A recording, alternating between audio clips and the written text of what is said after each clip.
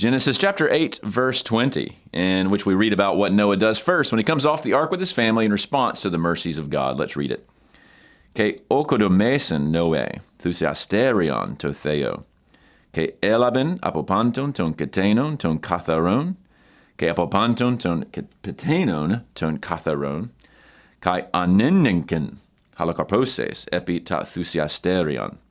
So this could be some unfamiliar vocab, but the general sense of it is actually quite beautiful here. So let's take a look at this first verb. Of course, the kai here is just connecting back to the prior verses.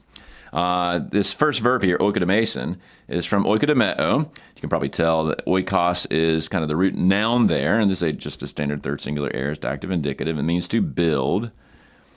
So even though oikos here is not to build a house, it's just to build anything here. So you got the sin ending, got lengthening on the front end. And notice the iota drops down when it becomes an omega. And so the subject here is Noah. So Noah built, and what does he build? A thusiasterion. Now this is the first instance of this particular word. And notice it's a thusiasterion to Theo. And this is the word for an altar. This is the first time it shows up out of 437 times, at least, in Rolf's Honhard. This is a little glimpse at the Lust-Einikel Housebeat lexicon here. So notice it's mentioned here, and it's the altar. But this is a very, very important point. It's and the lexicographers here will draw this out. It's mostly for the true God. There is a word that the Septuagint translators tend to be quite consistent in for a pagan altar, and that's bomos. They will almost always use thusiasterion for the true altar of God, and they'll use this other word for pagan altars to Molech or Dagon or whatever. And so I really like that, how it's actually this, generally speaking, it's the same word in Hebrew, but they will tend to differentiate them. And so that's kind of a little interesting insight into the behavior of the translators. Of course, we'll see thusiasterion also in the New Testament as well. So that's what Noah builds. It's the first instance of a true altar being built to Israel's true God. And then what does he sacrifice on it? So elaben from lambano, of course, just the third singular aorist. So he took, and then it's from all, and we see that down here as well. And we begin with the ton kateno. Now, if you remember from prior verses, that's going to be the domesticated animals. It's going to be like the livestock, cattle and goats and that kind of stuff. And here we have a clarifier, an adjective here, which is katharon. Notice it's plural, but it's from katharos. It's in attributed position following the article, so it's from the clean livestock, if you will. Tahor there in the Hebrew. This is going to be clean or perhaps pure. These are ceremonially clean, which is really interesting because, of course, we haven't gotten to Leviticus yet, but if you recall, God, and we'll see this here in a second, God had told Noah to bring certain animals that are clean, certain animals that are not, and now he's making a sacrifice, as we'll see, from the ceremonially pure, the katharon animals, but also from all of the birds. That's from patenos there, and also those are clean as well. Same word, also in attributed position. So he's taking from, he doesn't take all of them. Notice he takes from them. He's parted it. He's taking a certain portion of them, because of course he's got to leave some of them alive. And then what does he do? He aneninken. Now that's a very hard word to pronounce. You got the nasalized kind of gamma thing, some interesting, almost reduplicative lengthening there. This is from anaphero. And if you've studied pharaoh in all of its different forms, it has very annoying, in my opinion, morphology. If you think of second aorist, this one's like a 10th aorist. Every single form that it has, future, perfect, etc., all spelled differently. It's super obnoxious, but it just means offer up. This happens to be the third singular aorist form.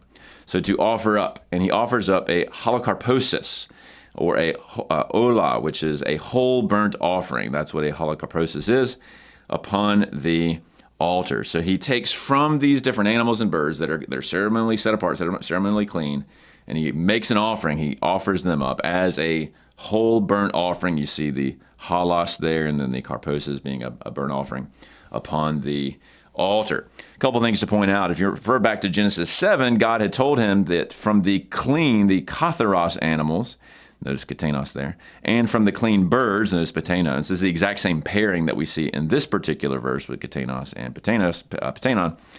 He says, bring 7 of them as opposed to just 2. And this is now the explanation why, because he's going to take from that group of them some to offer up to the Lord. Others will, of course, continue living to repopulate the earth. So that's why, and I mentioned this way back when we did this particular verse, that's why there are 7 of these, because Noah is making this offering.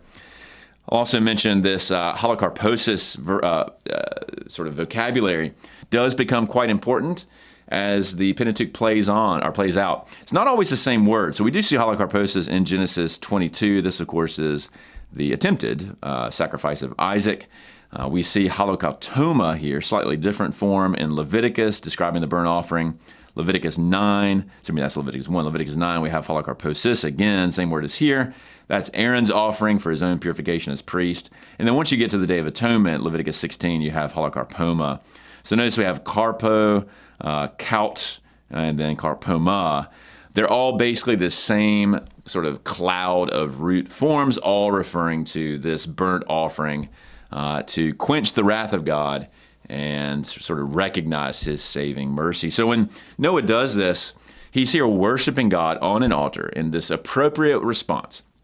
And he's simultaneously, by offering up this burnt offering, he's simultaneously recognizing that there has been a substitution made for him, that he and his family should have died, but they did not. Instead, God is going to take life for life, but from these animals. There's a substitutionary atonement through this burnt offering, a very Levitical kind of idea, although it's well in advance of Leviticus, but also praising God for his redemption, that he has indeed spared his family. So really a beautiful scene here.